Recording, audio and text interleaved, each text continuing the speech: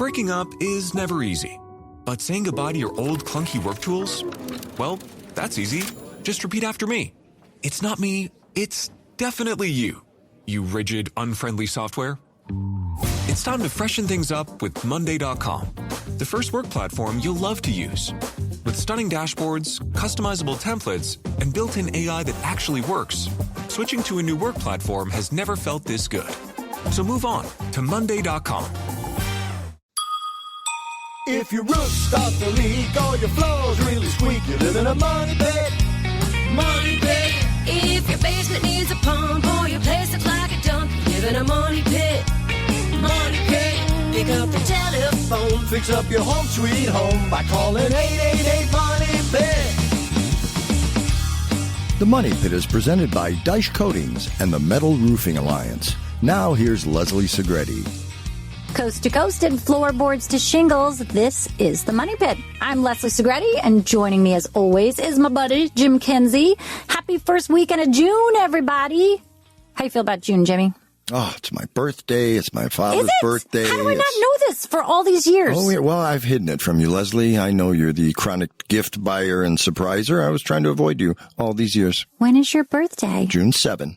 Oh, my God. Mm-hmm. Okay, so now it's mentally burned in there forever. Yep, and lots of family and lots of anniversaries, and it's graduation season, etc. So it's a cool time for me. Yeah, I mean, it's definitely a busy month. It's kind of that last rush to get everything done. School, sports, Father's Day, Jim's birthday, Jim's family is visiting. Yeah. Well, all right. How can we make your June easier, everybody?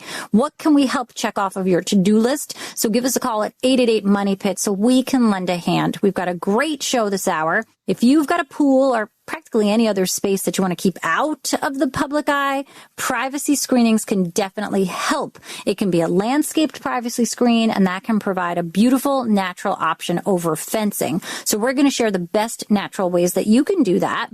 And summer, it's rough on the roofs, and that's one reason that now is a really popular season for replacing your home's roof. And if your roof is ready for a redo, metal roofing offers many benefits that you're not going to find in other materials. So we've got Renee Ramey joining us from the Metal Roofing Alliance to share all the benefits of installing a metal roof. And are you looking for a fun fix-up for a rainy summer afternoon? Because those days are coming too. Well, stepping up your stairs is an easy DIY project that can have a positive impact on your home's interior. We're going to tell you how. But first, we want to help you create your best home ever. If it's a bathroom or a basement, or if you're doing a demolition project or redecorating, we're your coach, your counselor. Heck, I'll be your cheerleader, you guys, if you want, for all of those projects, big and small. Actually, Jim's going to be the cheerleader. Now, there's a visual. He looks great with the pom-poms, you guys. Oh, yeah. Birthday list. Now I know. Note to self, pom-poms. Well, whatever you guys are working on, let's lend a hand. Jim, who's up first? Have you been to Alaska, Leslie? I have not. Let's do a remote out there.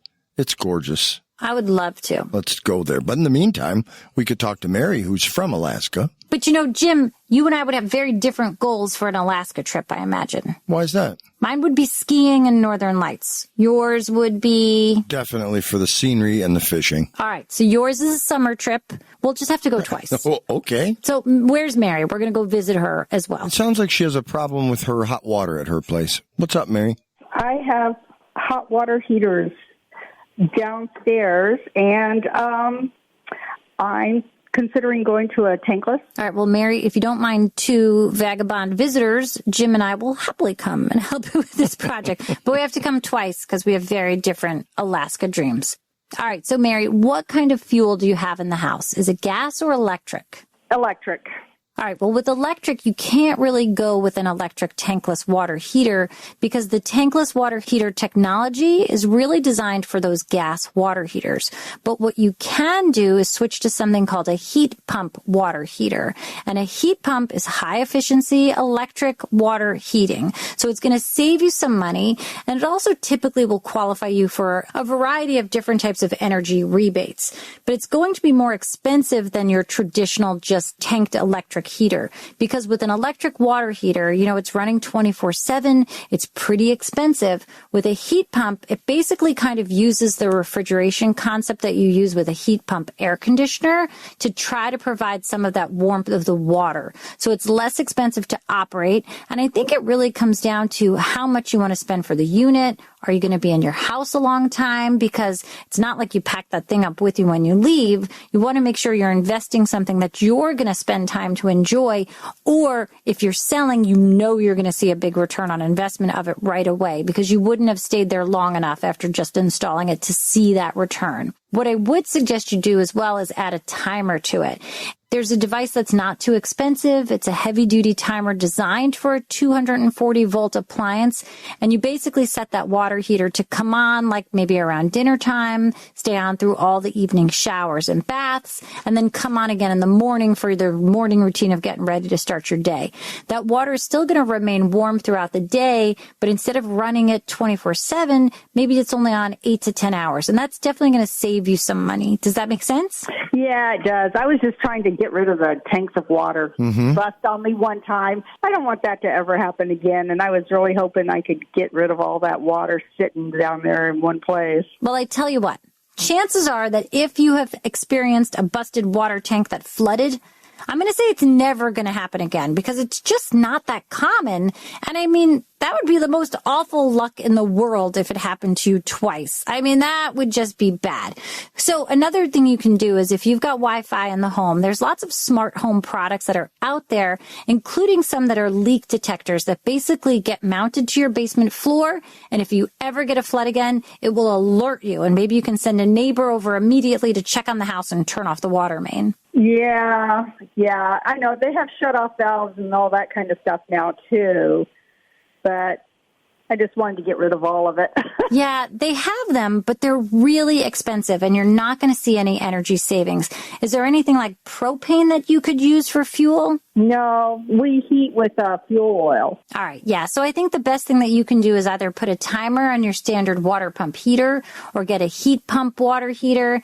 Anyway, I think those are probably the best options for you, and maybe down the road the electric technology will improve with those tankless options. Okay, thank you so much. Oh, you're welcome. Thanks so much for calling us at 888-MONEY-PIT. Thank you. Bye-bye. Breaking up is never easy, but saying goodbye to your old clunky work tools? Well, that's easy. Just repeat after me. It's not me, it's definitely you. You rigid, unfriendly software. It's time to freshen things up with Monday.com, the first work platform you'll love to use. With stunning dashboards, customizable templates, and built-in AI that actually works, switching to a new work platform has never felt this good. So move on to Monday.com. Out in Pennsylvania, we have Vinny. Leslie, he needs some help leveling out his yard. Tell us what you're working on, Vinny. We recently purchased our first home, and the backyard has somewhat of a swale effect, kind of like between two crests of a wave. And we're thinking about bringing in, 9, 10 dump trucks worth of dirt to flatten it. And we're not sure if first of all, if that's a good idea, and second of all, what implications may come of that with effects of rain and, things I'll have to worry about with the neighbors next to me. All right, when you say these waves, Vinny, it makes me think of like when they've been blowing snow at the ski mountain and you get these like whale's tails. Yeah. Like, I can see this. What's going on? Yeah, sure. Like the back of the house is level, but then the yard will gradually crest like a hill and then go downwards. And then as it nears the back of the property in the alleyway, the property comes back up like a low U shape. All right, so from the foundation outward, does the property slope away from the house? It does. All right, so when the water is running, it goes away from the house, normal drainage, nothing's coming towards the house. We don't have to worry about that. Yeah, water can normally drain away from the house. All right, so it's just that you're dealing with these sort of rolly hills. Again, I'm thinking of like dirt bikes now, and the kids would love to go on these Motocross. things. Seriously, but we don't want them, Vinny. We've got to get rid of it. So we need to make sure that we're just leveling it out, but keeping everything still moving away from the house, right? Yeah, and all the way at the back end of the property where the property meets the road in the back, that's also below the level of the back of the house. If we were to level it, it would be a nice, slowly grading property. Okay. So if you want to add that much soil, and I mean, it seems like you're talking about an awful lot of soil, and if you add too much of it, it's generally just going to wash away. So typically, if you need to raise the soil level, you would have to use something to retain it, like a retaining wall, which could either be a stone wall or wood, and then adding soil to the top of it that you're sort of able to build up upon. It's probably not the best strategy because it's not going to have any root growth in there, and it's going to be not really get compacted. You'd have to get the grass to really knit, and maybe you're going to get a lot of erosion, especially if you have heavy rain. Do you notice when it is a heavy rain, do you see ponding anywhere? Is that part of the issue? Is something getting stuck and not draining properly? Well, it doesn't pond, but because it's so low effect, it's definitely more wet and soupier. All right, so maybe there's a different solution to the water or the wet sort of soil that you're seeing, and that could be a curtain drain. Now, a curtain drain is a drain that sits just below the top of the soil, and it kind of sits in a trench. It's a perforated pipe, so the water runs into it, and it fills that pipe, and then that pipe runs away further downhill out to daylight somewhere, and that can help drain that swampy area, so you'll get a lot more drier soil. And a curtain drain, you might also have heard it called a French drain, can do just that. I mean, sometimes we see properties that slope away from the building, but then the water kind of gets stuck somewhere in the middle of the backyard, and the curtain drain really is the best way to do that. And once it's installed, you really never see it again because it's below the surface, but basically it's a trench that's roughly 12 by 12. You have some stone in the bottom of it, and then the curtain drain is covered by more stone, a filter cloth, and then you can put soil and seed and sod, and the whole thing becomes invisible. But as the water drains through the ground, it falls into the trench and goes out somewhere. Does that make sense? Yeah, so you don't think that bringing in that dirt and even putting a retaining wall... Yeah, but I mean, if you put a retaining wall and you could do it, it's just going to be a really big job, and it doesn't sound like it's that traumatic to you, but I tell you, if you want to take some pictures of the yard and post them in the Money Pit community section, we can take a look. I'm sure Jim and I can come up with something that might help you out a little better, but I think really the drainage is going to be the best way for you to handle this. Okay, sure. I've heard of a French drain. People have been telling me about that, but I think I'll look into that. Thank you. All right, you're so welcome. Good luck with the project, and thanks so much for calling us at 888-MONEY-PIT. Yeah, I'd love to see those pictures, Leslie, because based on what he's saying with those hills, he wants to bring in a lot of dirt. It would be a lot of dirt to fill that in. Yeah, being the Midwest DIY guy, I would consider renting a Bobcat and just taking the high spots down. All right, MacGyver. You take the high spots down, you don't need to bring in any dirt. You just push the high spots into the low spots. Correct. Plus, then you get to ride a pretty cool tool for the day. They are cool. All right. Hey, Money Pit Podcast fans, you want to help us out? Well, go ahead and leave us a 5-star review on Apple Podcasts, and we're going to give you a virtual high five. Plus, you'll be helping us spread the word about our show. Just go to moneypit.com/review. Making good homes better. This is the Money Pit. I'm Leslie Segretti. Hey, are you looking for a project that you can tackle in a weekend? Well, look no further, because this is the last weekend that you can enter the Ultimate Porch and Patio Makeover Sweepstakes from our friends over at Daish Coatings. Right now through June 9th, you can enter to win amazing, easy-to-use DIY products from Daish that are going to transform your patio, your porch, or any concrete surface into an attractive surface that's going to last for years. Just visit moneypit.com/sweepstakes right now through June 9th. We're going to pick 2 grand prize winners who will each receive about $1,000 in Daish Coatings products.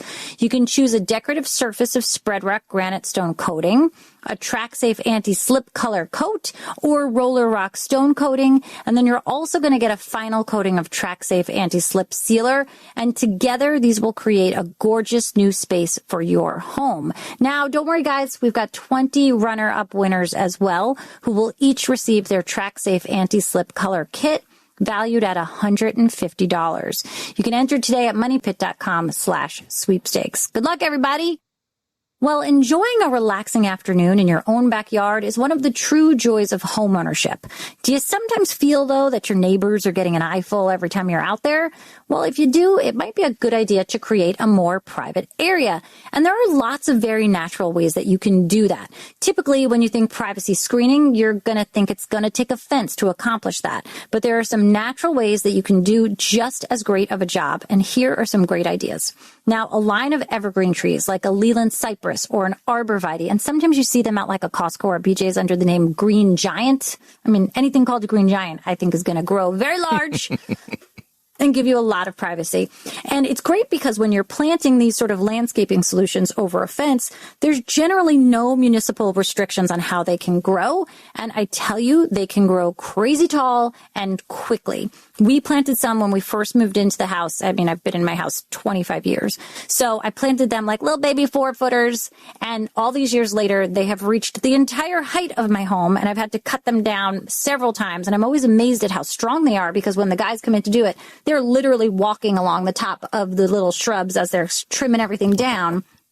And it's awesome. And, you know, I hate the way it looks when it's first trimmed, like, because it's so square. Right, but then it grows back super quick and you forget. And then all of a sudden it's time to do it again. And the best part about Leland cypress, arborvitae, is that from the part you can get to, it doesn't really require a lot of pruning to keep that shape. It will adapt to a lot of ranges and growing conditions. And if deer are a problem in your area, that Green Giant arborvitae, for some reason, they seem to hate. Now, when you're planting, you want to be sure to pay attention to their width at maturity. So the rule there is that the spacing between trunks when you plant should equal the mature width. And while the ideal growing conditions do vary by species, one thing all of these evergreens have in common is that they love the sunshine. So you want to give them at least 6 hours of direct sunlight a day, and their foliage will remain full and definitely keep that privacy intact. Now, to help you get that sense of privacy right away, look at specimens that are at about 6 feet tall. And then you want ones with green foliage and a moist root ball, and they could reach 15 feet or more. I'm telling you, more when they mature. I mean, literally mine have been 30 feet tall. Holy cow. It's bananas how big they get. And truly, a lot of people in my neighborhood use them to sort of create that division on property lines. Right. When there's no trees or power lines or phone lines or anything above them, I swear some of them are 30, 40 feet tall. Wow. And I don't know how people are keeping them so beautifully trimmed and shaped. I like mine a little on the wilder side, but I also don't really love doing yard work. So 6 of one, half a dozen of the other. But do as we do, not as I do. Do as we say, not as that's. You know what I mean. Do something. Just do something. Just do something. Plant a tree. Have some privacy. There you go. All right. It's a great project and definitely doable. And you can find really good deals this time of year on those plants. All right, Jim, enough of me chatting. Who's up next? Out in Arizona, we've got Jenna, and she's gardening. How can we help you in your gardening project, Jenna? I live in Sedona, Arizona, and I live kind of up in a canyon area headed up towards Flagstaff here, and I have a really hard time getting any plants to grow around the very shady sides of my house in kind of border boxes and things like that. And I've tried a few different things, and just with not much luck. So I'm just wondering if you guys have any suggestions. All right. Well, what have you tried? Coleuses, pansies. Right now, I do actually have something called a stilby that's kind of working there. Have you tried hostas? Hostas? I don't think I've tried hostas. All right. Well, what about a copper plant? Have you ever seen a copper plant? They're beautiful. They're sort of greenish, like kind of a green, red, orange plant with big leaves. That would be great. I mean, that could be a great option. Have you tried begonias? They're gorgeous as well. And I think they're pretty good in sun and shade. I think I've tried those in my hanging baskets. They don't do well either. The people that work at the local garden center, I always find, are sort of experts in that area, and they know exactly what works in your region, in your zone, and you can be like, hey, I've got this shady area. What do I need to do? Because, I mean, you live in a desert location. We don't. We live in the north. Well, I live in the Northeast. Jim, as you know, is in Michigan. Tells us a lot. I'm not in Michigan, Leslie. I wish I was in Michigan, but no. Okay, anyway. So if you head on over to the pros at the local home center and the local garden centers, they can help you. Now, I have a very shady spot in the yard. Hostas work awesome there, and they seem to work well all across the country where there are shady spots. And they're hardy. They're a perennial, so they come back season after season. season. And there's a lot of different varieties of hosta, so you can find them in a variegated leaf that could be like a yellowy green or a green and white or just different tones of green. And I bet you're going to find a hosta that you like. There's even different leaf shapes. So that could be a good way to start. But I would just go definitely to the local home and garden center and kind of pick their brains and see what could work well. And sometimes those local home centers even come with like a warranty. And if something just doesn't work out right, Yeah, I think that that's a great suggestion. Thank you very much. all right, good luck with that. I know you're going to make a beautiful garden. And Jenna, if you decide you need something shady. Don't offer those services, Jim. Oh, it's right. This episode is brought to you by State Farm. Knowing you could be saving money for the things you really want is a great feeling. Talk to a State Farm agent today to learn how you can choose to bundle and save with the Personal Price Plan. Like a good neighbor, State Farm is there. Prices are based on rating plans that vary by state. Coverage options are selected by the customer. Availability, amount of discounts and savings, and eligibility vary by state. Get into your body's vitals with the Vitals app on Apple Watch so you can spot changes in your health before you feel them. The Vitals app on Apple Watch. iPhone XS or later required. The Vitals app is for wellness purposes only and not for medical use.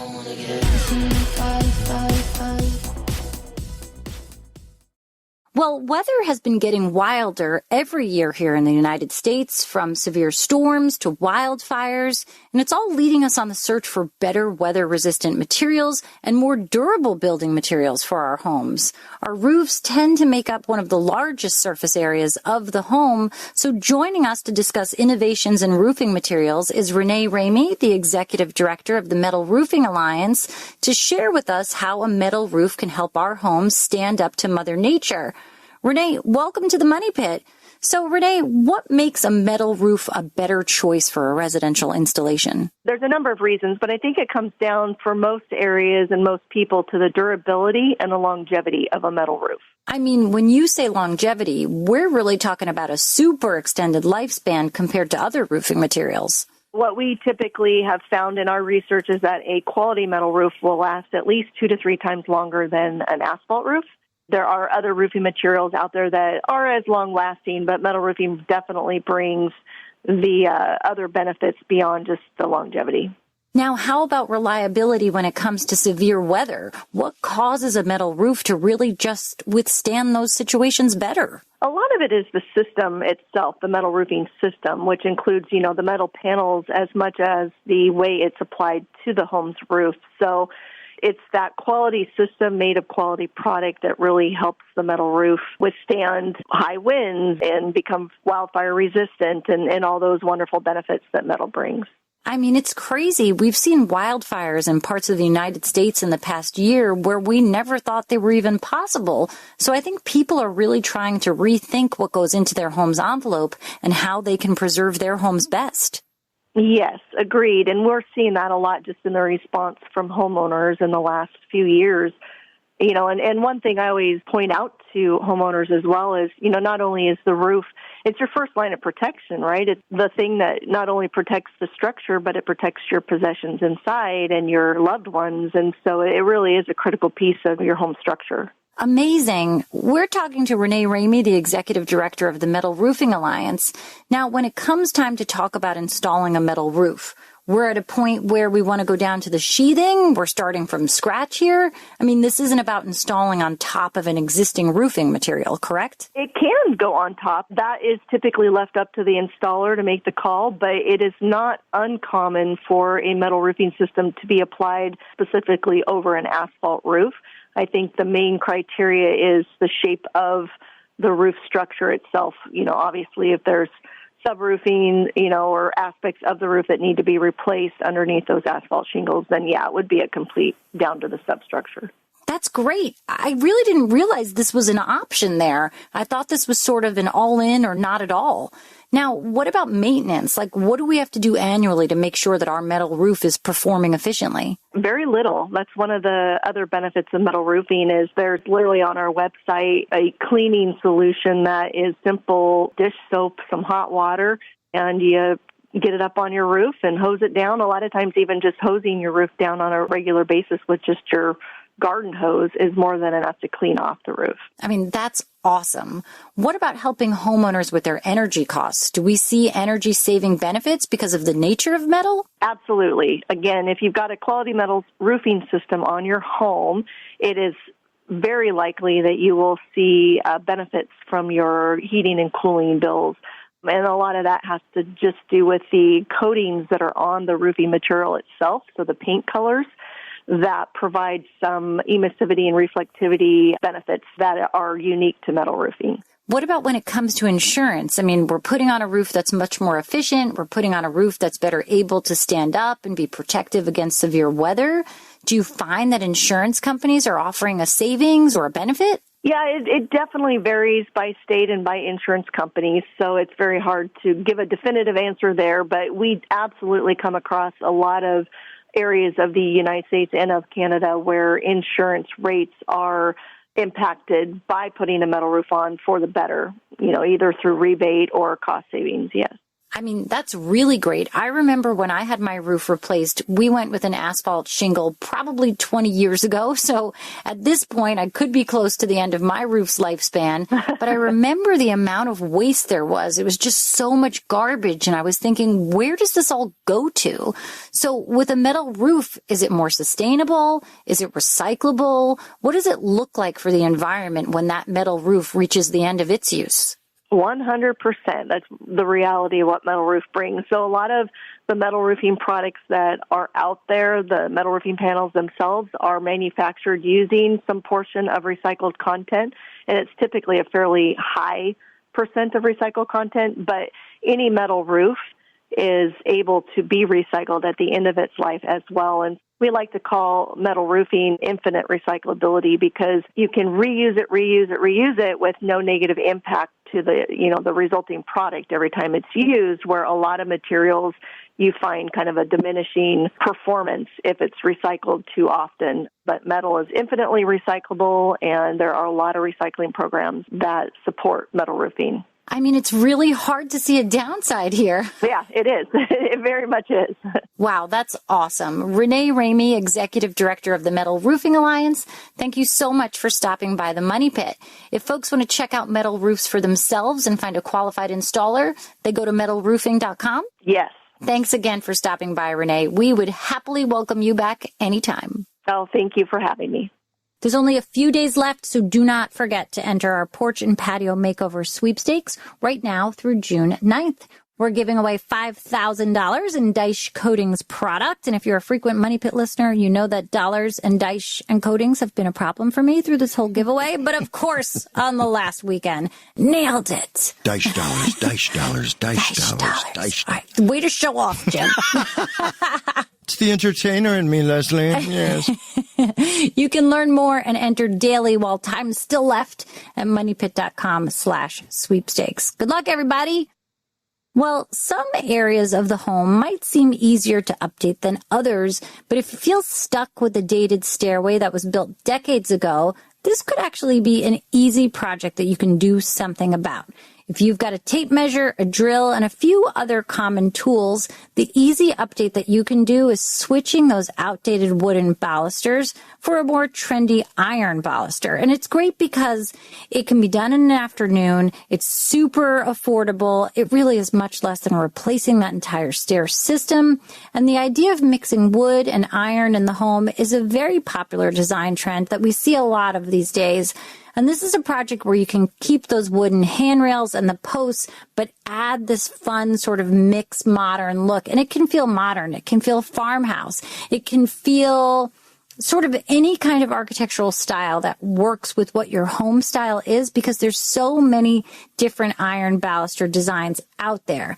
Now, what you have to do is carefully remove those wooden balusters, pivot the fasteners that are attaching it to the handrail, and then go ahead and put the iron baluster right in there. It's inserted, it's pivoted, and it's swung into that vertical position. The alignment is completed, and the screws are tightened to really secure that in place. And there's so many systems available that will help you with this project, or perhaps you could feel more comfortable by hiring somebody. It's definitely not an expensive upgrade to complete. And of course, 3 famous last words here, guys. while you're at it. And of course, that's 4. What's wrong with me Might as today? well. Might as well. Might as well while you're at it. Why did I always think that was 3 words? Well, whatever. This really is a great time for you to freshen up that whole stairway. You can add a fresh coat of paint. You can put in some removable wallpaper.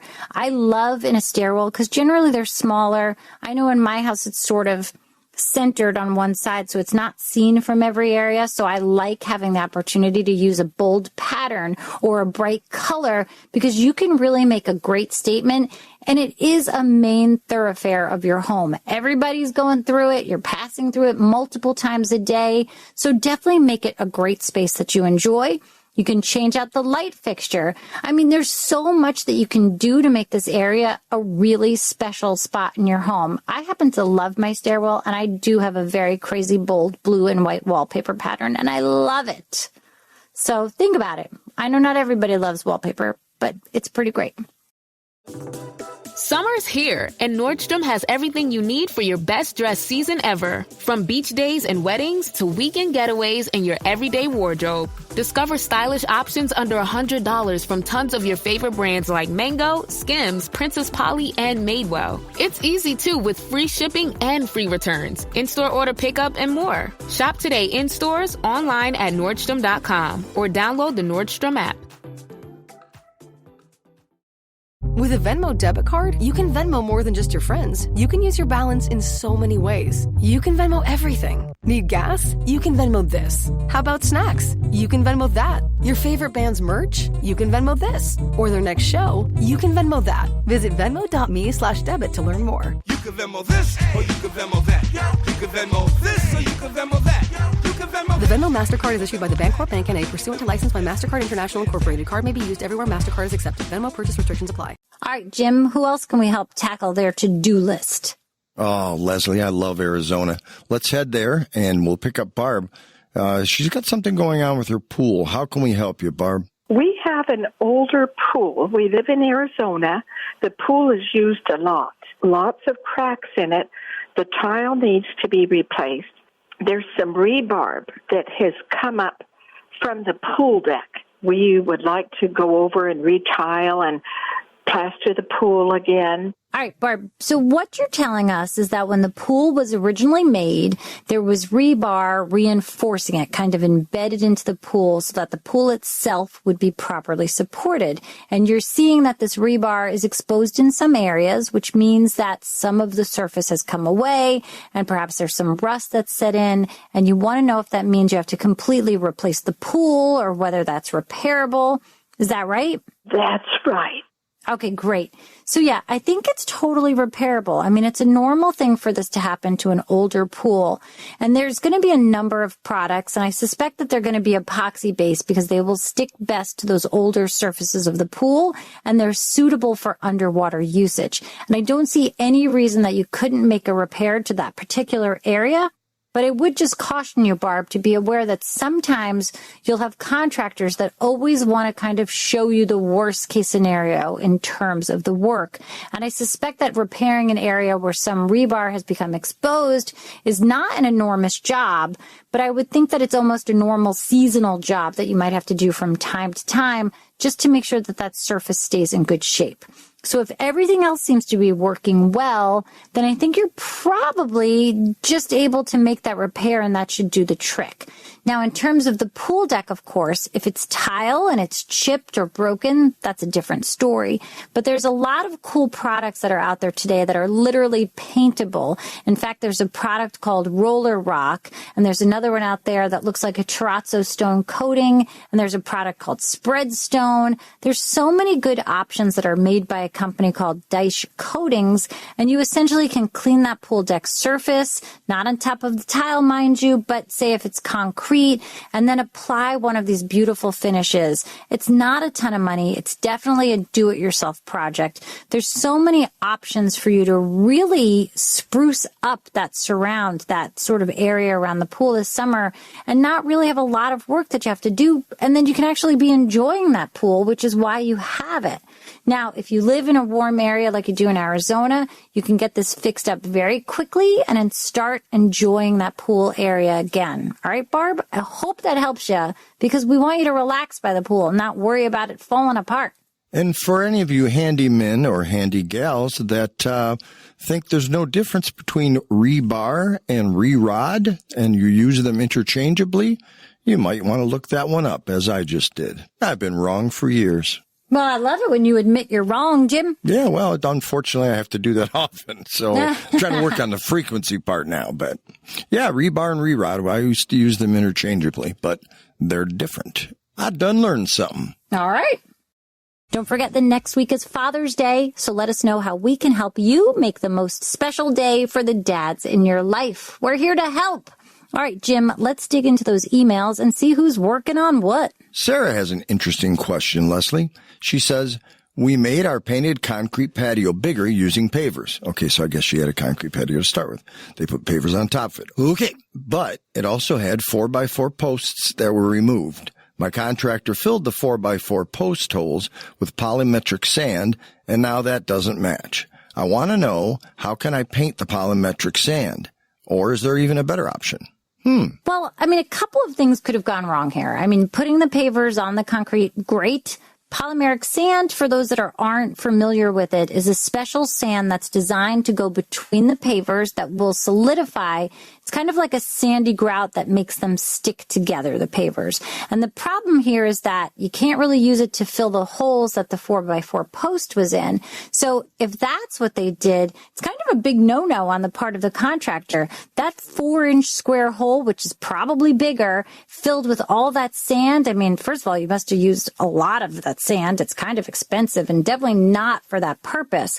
What they should have done is sort of filled that in with scraps of sand or scraps of paver and then fill that hole with concrete. So you're really getting the standard size there for that post and securing it in place, even though you've removed that post. You want to kind of fill it in and get rid of it, but fill it in with something that's sturdy because you don't want to kind of step and have things fall in below where that post was.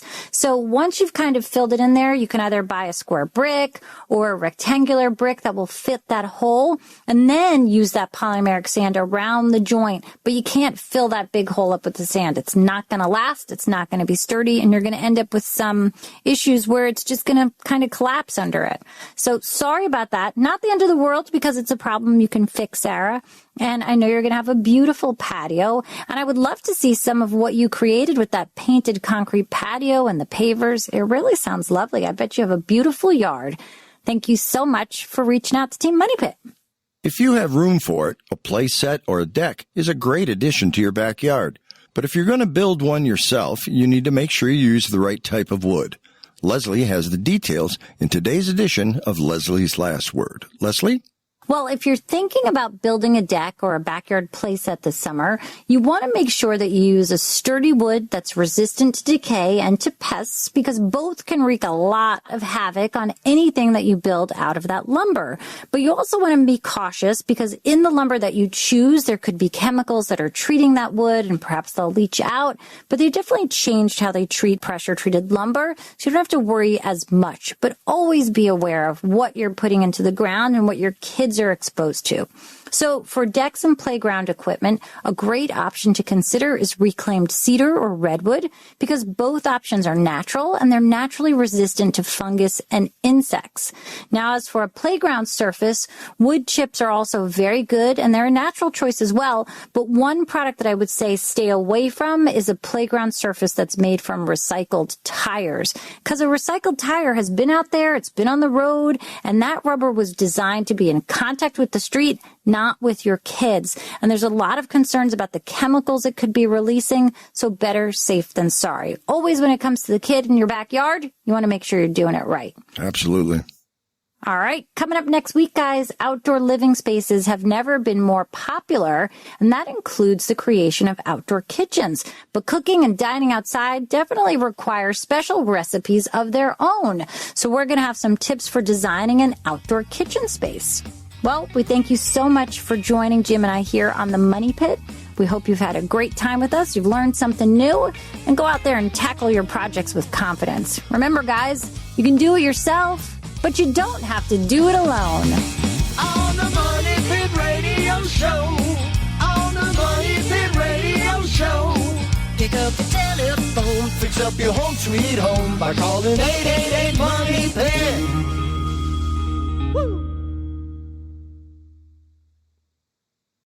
Welcome to It Takes Energy, presented by Energy Transfer, where we talk all things oil and natural gas. Oil and gas drive our economy, ensure our country's security, and open pathways to brighter futures. When it comes to meeting the world's energy needs, more is better. What we mean is our world needs a wide range of energy sources to meet our increasing needs. Just wind or solar won't get us there, as the sun doesn't always shine and the wind doesn't always blow.